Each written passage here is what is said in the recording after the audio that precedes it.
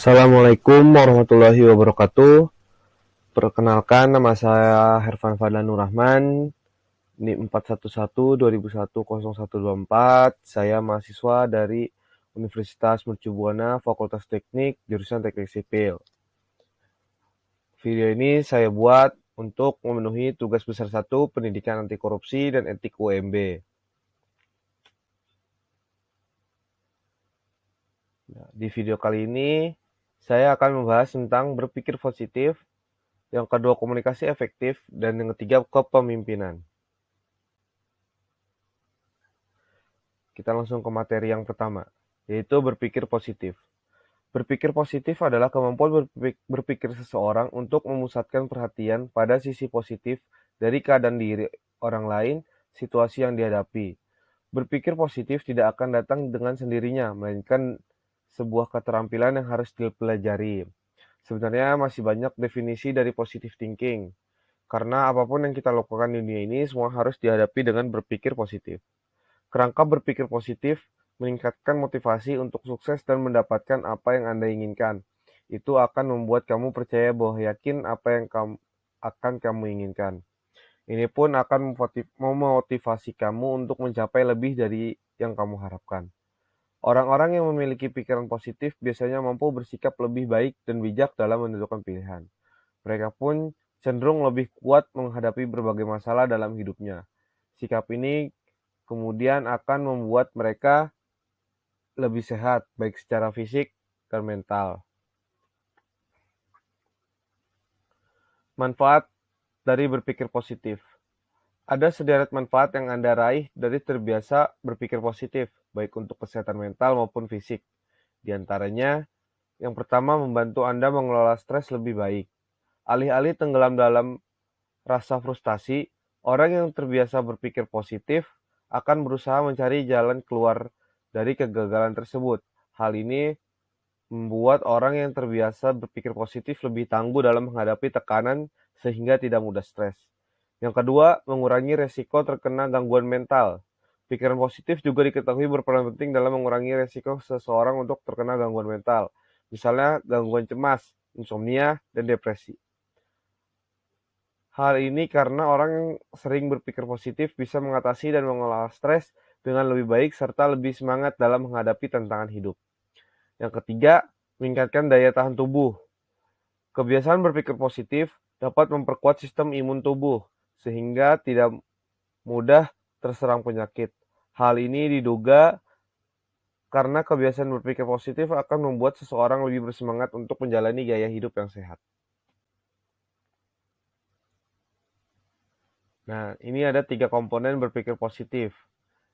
Berpikir positif merupakan suatu kesatuan yang terdiri dari 3 komponen, yaitu muatan pikiran, penggunaan pikiran, dan pengawasan pikiran. Ubaidi 2007, 12-19. A. Muatan pikiran. Berpikir positif merupakan usaha mengisi pikiran dengan berbagai hal yang positif atau muatan yang positif. Adapun yang dimaksud dengan muatan positif untuk pikiran adalah berbagai bentuk pemikiran yang menurut Ubaidi 2007-13 memiliki kriteria A. Benar, tak melanggar nilai-nilai kebenaran. B. Baik bagi diri sendiri, orang lain, dan lingkungan. Dan C. Bermanfaat, menghasilkan sesuatu yang berguna. Ini masuk yang kedua, yaitu B. Penggunaan pikiran. Memasukkan penguatan positif yang ada ruang pikiran merupakan tindakan positif, namun tindakan tersebut berada pada tingkatan yang masih rendah jika muatan positif tersebut tidak diwujudkan dalam tindakan nyata. Oleh karena itu, isi muatan positif tersebut perlu diaktualisasikan ke dalam tindakan agar ada dampak yang ditimbulkannya. Yang C. Pengawasan pikiran. Dimensi 3 dari berpikir positif adalah pengawasan pikiran. Aktivitas ini mencakup usaha mengetahui muatan apa saja yang dimasukkan ke ruang pikiran dan bagaimana pikiran bekerja. Jika diketahui terdapat hal-hal yang negatif ikut masuk ke ruang pikiran, maka perlu dilakukan tindakan berupa mengeluarkan hal-hal yang negatif tersebut dengan menggantinya dengan yang positif. Masuk ke materi yang kedua, yaitu ada komunikasi efektif. Komunikasi efektif adalah proses transmirasi ide, pemikiran, atau informasi dari pengirim pesan, komunikator, kepada penerima pesan, komunikan, yang menghasilkan hubungan atau timbal balik positif bagi kedua belah pihak. Komunikasi efektif ditandai dengan tercapainya tujuan melalui proses komunikasi yang dilakukan. Selain itu, pemahaman akan informasi yang diterima dan umpan balik menjadi salah satu indikator penting terwujudnya komunikasi efektif. Komunikasi efektif menggabungkan serangkaian keterampilan termasuk komunikasi nonverbal, mendengarkan dengan penuh perhatian, kemampuan untuk mengelola stres pada saat komunikasi berlangsung, dan kapasitas untuk mengenali dan memahami emosi diri sendiri maupun orang yang kita ajak berkomunikasi.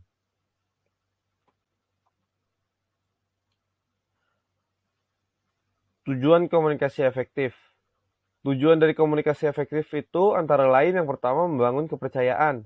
Kepercayaan bisa timbul melalui komunikasi, sebab jika bisa mendengarkan lawan bicara atau memberikan nasihat ketika diminta, maka lawan bicara bisa menaruh kepercayaan kepada Anda.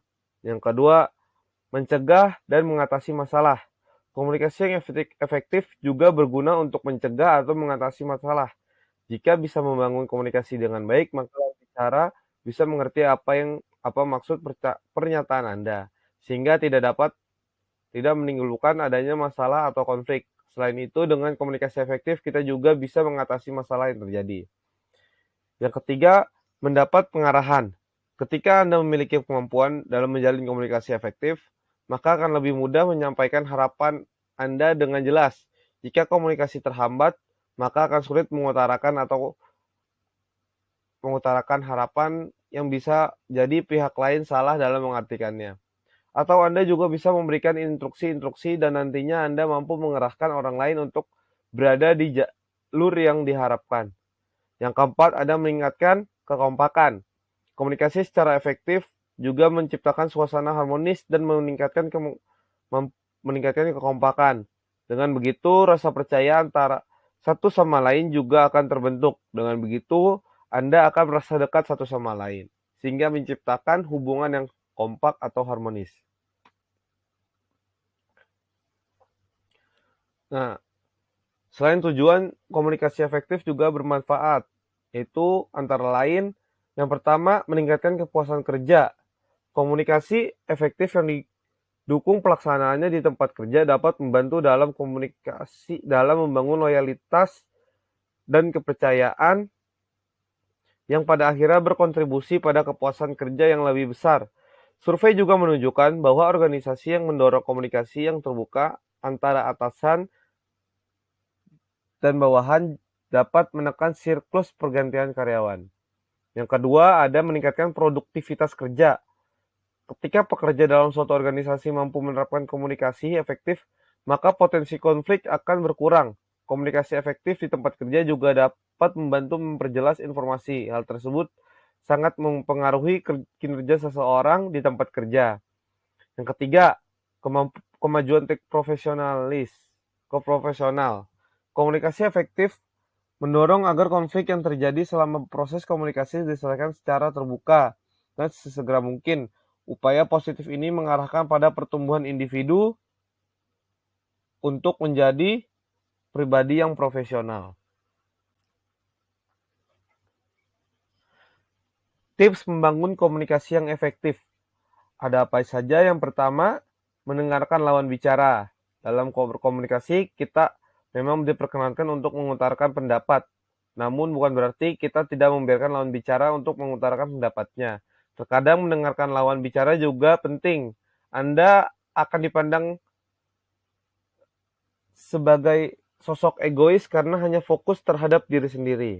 Yang kedua, mengajukan pertanyaan. Komunikasi yang efektif juga memerlukan tanggapan dari pihak lain. Pernyataan yang telah disampaikan oleh lawan bicara memerlukan tanggapan. Bisa dengan mengajukan pertanyaan, jika dapat pernyataan, tidak mengerti atau mengutarakan tanggapan Anda. Yang ketiga, ada memberikan informasi dengan jelas. Dalam berkomunikasi juga perlu menyampaikan informasi secara jelas, sehingga tidak menimbulkan salah paham dari pihak lain. Penjelasan informasi dengan jelas dan akurat tentunya akan membuat lawan bicara memahami apa maksud dari yang ingin disampaikan. Yang keempat ada mengombinasikan komunikasi verbal dan nonverbal. Komunikasi yang efektif juga membutuhkan komunikasi verbal dan nonverbal di saat bersamaan agar terciptanya komunikasi efektif. Gerakan nonverbal seperti mengangguk atau tersenyum bisa menciptakan suasana komunikatif. Ditambah lagi gerakan verbal, yaitu melalui penyampaian informasi atau tanggapan secara jelas Anda berikan kepada lawan bicara. Materi yang terakhir yaitu kepemimpinan. Kepemimpinan merupakan kemampuan mengaruhi orang lain, bawahan atau kelompok, kemampuan mengarahkan tingkah laku bawahan atau kelompok, memiliki kemampuan untuk keahlian khusus dalam bidang yang diinginkan oleh kelompoknya untuk mencapai tujuan organisasi atau kelompok. Kepemimpinan adalah kemampuan seseorang mempengaruhi dan memotivasi orang lain untuk melakukan sesuatu sesuai tujuan bersama. Kepemimpinan meliputi proses mempengaruhi dalam menentukan tujuan organisasi. Memotivasi perilaku pengikut untuk mencapai tujuan, mempengaruhi untuk memperbaiki kelompok dan budayanya. Seorang pemimpin yang baik harus memiliki integritas atau kepribadian, intelektual, pengetahuan, inteligensi atau spiritual, skill atau kemampuan atau keahlian, memiliki power atau dapat mempengaruhi orang lain, mau belajar, mendengar, dan siap dikritik. Apabila ketujuh isi dari esensi hakikat kepemimpinan tersebut telah dimiliki seseorang, maka pemimpin tersebut akan arif dan bijaksana. Model kepemimpinan. Kepemimpinan adalah tentang bagaimana mempengaruhi orang lain, bawahan atau pengikut agar mau mencapai tujuan yang diinginkan sang pemimpin. Dalam ilmu manajemen pada umumnya dikenal 3 model kepemimpinan, yaitu kepemimpinan karismatik, kepemimpinan yang berasal dari anugerah Tuhan, yang mana pemimpin tersebut mempunyai kemampuan luar biasa, magnet yang kuat, dan adanya ketertarikan emosional yang kuat dari yang dipimpin kepada pemimpinnya. Contohnya Bung Karno, Anwar Sadat, dan Mahatma Gandhi. Kepemimpinan transaksional adalah yang pertama A. Kepemimpinan untuk mengendalikan bawahan dengan cara menggunakan kekuasaan untuk mencapai hasil. B. Mengelola bawahan dengan memberi reward dan punishment. C. Biasa menerapkan transaksi yang saling menguntungkan dengan bawahan. Yang ketiga, kepemimpinan transformasional adalah model kepemimpinan yang efektif dan telah diterapkan di berbagai organisasi internasional yang mengelola hubungan antara pemimpin dan pengikutnya dengan menekankan